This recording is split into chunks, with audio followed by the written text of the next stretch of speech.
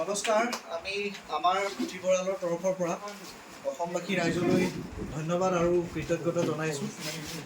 আচলতে অসমৰ যি বৰ্তমান ভয়াৱহ বান পৰিস্থিতি আপোনালোক সকলোৱে জানেই, আৰু এই উদ্দেশ্য লক্ষ্য ৰাখি পেলাই আমি চিন্তা কৰিছিলোঁ এই বান সাহায্যত থকা মানুহখিনিৰ কাৰণে কিবা এটা কৰিবৰ কাৰণে, আক্ৰান্ত মানুহখিনিৰ কাৰণে অকণমান সাহায্য প্ৰদান কৰিবৰ কাৰণে।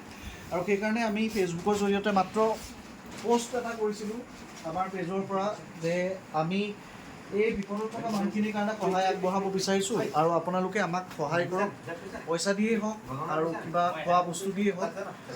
আচৰিত লাগিছে, 2টা দিনৰ ভিতৰত আপোনালোকে যি অভূতপূৰ্ব সঁহাৰি আমালৈ আগবঢ়ালে, আমি সেইটো কেতিয়াও পাহৰিব নোৱাৰোঁ। আৰু বিশেষকৈ বিপদত পৰা মানুহখিনিৰ প্ৰতি আপোনালোকৰ যি এই শ্ৰদ্ধা, আপোনালোকৰ তেওঁলোকৰ প্ৰতি যি সহানুভূতি, এইটোক সঁচাকৈ শলাগিবলগীয়া। মানুহে মানুহৰ বাবে বুলি যিষাৰ বাক্য আছে, আপোনালোকে আখৰে আখৰে তাক আমাক বিশ্বাস জন্মাইছে, আৰু সেই আপোনালোকৰ সঁহাৰিৰ বাবে আমি অত্যন্ত কৃতজ্ঞতা প্ৰকাশ কৰিছোঁ আমাৰ পুথিভঁৰালৰ তৰফৰ পৰা। আৰু আপোনালোকক অকণমান আমি দেখুৱাব বিচাৰিছোঁ আমাৰ এই পৰিৱেশ। আপোনালোকে যি আমাক সহায় আগবঢ়ালে, আপোনালোকে বিশ্বাসেৰে সৈতে, বিশেষকৈ সেই কথাটোৱে মানে বিশ্বাসেৰে সৈতে আমাক যে আপোনালোকে এটা ব্যক্তিগত একাউণ্টতেই ইমানখিনি পইচা সাহায্যৰ বাবে আগবঢ়ালে, সেই সাহায্যকে লৈ আমি মাত্ৰ এইখিনি ছাত্ৰ ছাত্ৰী আছোঁ, মোৰেই মৰমৰ ছাত্ৰ ছাত্ৰী বেছিভাগেই আছে গোটেইখিনি। এই ছাত্ৰ ছাত্ৰীসকলে সমাজখনৰ কাৰণে যে ভাল কিবা এটা শিকিছে, মানুহৰ কাষত থিয় দিবলৈ শিকিছে, সেইটোৱে আপোনালোকে আমাক কৰা এটা ডাঙৰ সহায়। আৰু সেই আপোনালোকৰ সহায়ৰ বাবেহে আচলতে তেওঁলোকে এই শিক্ষাটো লাভ কৰিবলৈ সুবিধা পাইছে।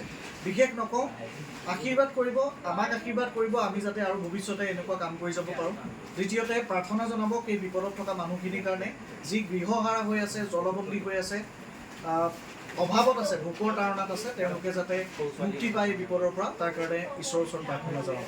ধন্যবাদ।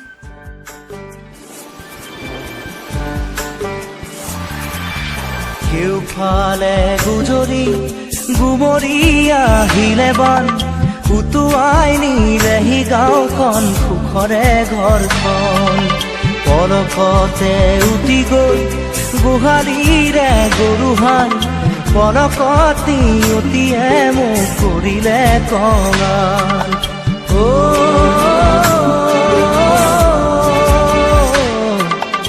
উটুৱাই নিলেহি গাঁওখন, সুখৰে ঘৰখন। কেউফালে গুজৰি গুমৰি আহিলে বান, উটুৱাই নিলেহি গাঁওখন, সুখৰে ঘৰখন। পলকতে উটি গৈ গোহালিৰে গৰুহাল, পলকত নিয়তিয়ে মোক কৰিলে কঙাল।